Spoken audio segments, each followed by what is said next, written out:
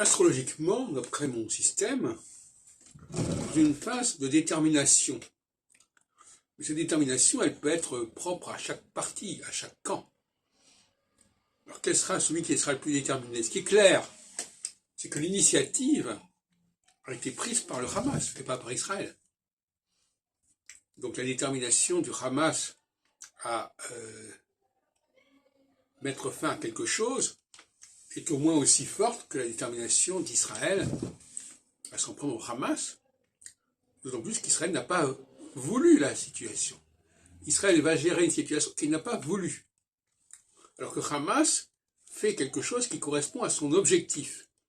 C'est une différence importante. Maintenant, si on se réfère à 1967, que j'ai bien connu directement, ça ne nous rajeunit pas,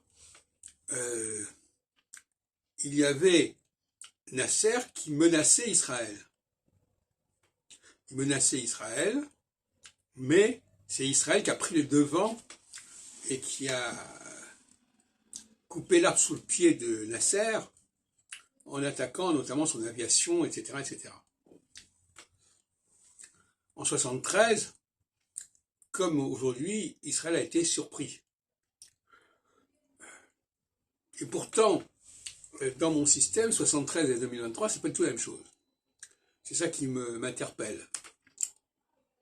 En 73, on est dans la solsticiale, c'est-à-dire une phase qui remettait en question la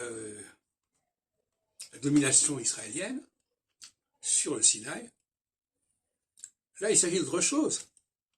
Il s'agit, Israël n'est pas dans Gaza, donc Gaza, évidemment, vous direz, il y a la Cisjordanie, mais enfin, Gaza est indépendant, si on peut dire, Israël jusqu'à un certain point, même s'il y a une dépendance sur certains plans.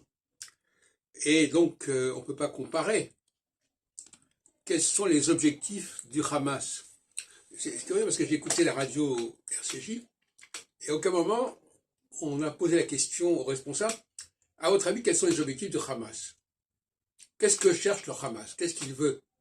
Qu'est-ce qu'il veut prouver? Qu'est-ce qu'il veut obtenir? Et je crois que c'est quand même ça qui est important.